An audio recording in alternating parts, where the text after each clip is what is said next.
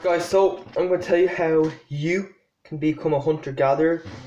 Now I live in Ireland. If you live in Ireland, you'll probably have to move to a different country.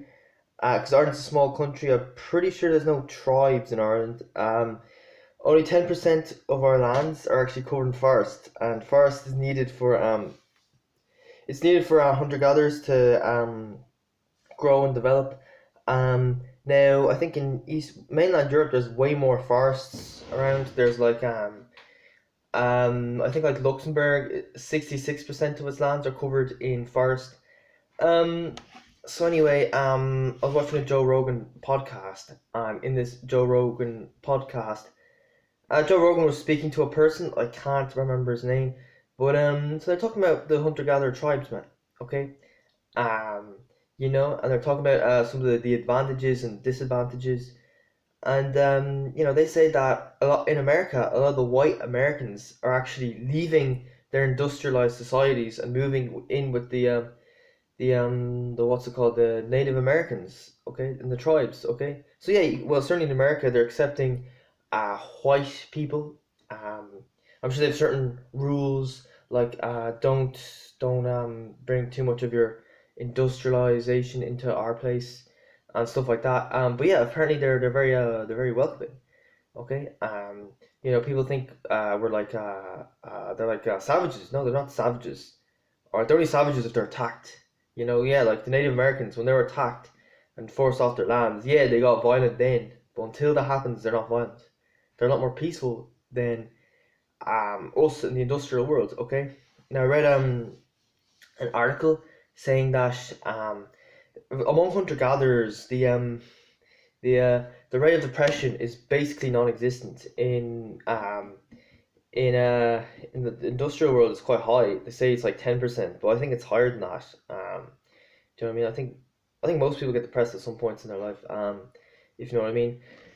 We live in a very unequal society. Okay. Um, like I work at McDonald's, and I work for the owner, and I work to make the owner rich. And to be fair, the owner has did start off working at McDonald's, but we are sort of being used. It's not too bad though, because in Ireland the wages are quite high compared to other countries.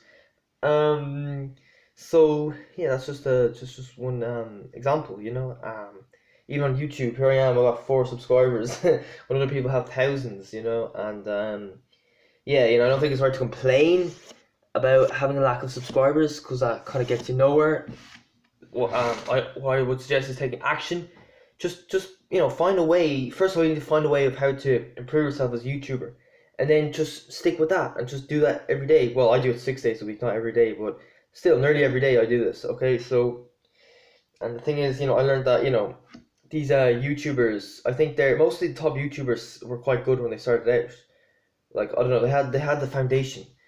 All right, so they got to skip the foundation stage and just make loads of videos. You know, um, like you look at the YouTube videos on how to get more subs on YouTube. They say things like use fancy thumbnails, have a better camera, be able to deal with haters, editing. But personally, I feel like those things help, but that's for people who already have that foundation. Like I don't get any haters because I've 4 subscribers. No one could be. You can't get haters when you're at a low level as I am. All right, you need, jealousy is what feeds haters. Okay, that's the thing. So, yeah, for me, start with the basics. Just get good at talking to a camera. Improve your IQ because my IQ used to be very low. When I first started working at McDonald's 2 years ago, my head would be wrecked after every shift. I'd have migraines all the way through, headaches. I very much wrecked from the work because my IQ was so low. But then I started last 6 months or so, I've been working on it. Actually, last 7 months, I think. And now it just feels easy. Working at McDonald's feels easy now. Um, all right, and so that's good. That's a sign of progress. All right, and it's just half an hour a day of work, not 5 hours like they tell you at school. So we're a little bit off topic there. But yeah, so it's more egalitarian in the hunter-gatherer tribes. You're all kind of like working to help each other, to help your friends, to help your family. You know, like while I'm working at McDonald's, let's say I'm on the chicken batch, I'm cooking food. just throwing it into UHC, and then people on the line finish making the food, and then people on service and drive-through hand the food over to the customer. And who is the customer? I don't know the customer. At least if you're working drive-through or on the tills, at least you can kind of see who you're serving. But it's just complete strangers. I've no idea who the food is going to. Um, and I'm making McDonald's a welfare organization. I don't know any of the top guys in McDonald's. James Perry, I've never even spoken to him. I've seen him before. He's the owner of my McDonald's restaurant. So yeah, that's kind of shit. It's a bit of a toxic environment to the working world, I think. Um, if you know what I mean. And he said this whole idea of being surrounded by strangers, you can be a massive crowd of people and still be lonely and not know anyone. Joe Rogan said that was unheard of. That's a very recent thing, in human evolution. Like, we're not designed for this kind of world. We're designed to live in societies of, I think it's like 50 to 150 people, where pretty much everybody knows each other. Okay, everybody knows each other. You're surrounded by people you know. Like, look, I'll give you an example of my life. I used to live in Carrickmines, and to be honest, the people there, my neighbours were quite snobby. The people who lived around me, I felt like they saw me as being inferior to them. As I mentioned in my video yesterday, the strange old man, raising his nose at me like that, avoiding making eye contact. And altogether, I never got to know any of my neighbours. All right, is that healthy? Is that normal? I mean, it is normal today, but I feel like human evolution, it's not normal at all. It's just, to me, it always felt a bit strange. It never felt right in my mind. I'm able to go by my instincts and not by my upbringing, if you know what I mean. So, it's just not healthy. And so yeah, because they viewed me as being inferior, because some of the people there hated me, just for being a runner, I decided to just move. I was like, this is retarded. I can't deal with this. I'm not living with these gobshites anymore. So yeah, so then I had to move up to East Wall, where I live now, and I'm paying rent. Just get away from those people. And how many people do I know here? Well, I know my two housemates. I only have two housemates at the moment. I kind of know my landlord. Do I know any of my neighbors? No. Okay, so it's a very weird world we live in. It's not very good for your mental health. Like when I was growing up in a place called Marion Avenue in Black Rock for most of my childhood, and never got to know any of my neighbors. Why? Because it's expensive. Because people are snobby, stuck up to kind of stick to themselves. They're very exclusive. But I have friends who grew up in more humble or modest areas, and they had friends. They went out playing football with their friends as kids. And I never had any of that. I was a loner growing up. I was like, how the fuck do you make friends here? It's like impossible.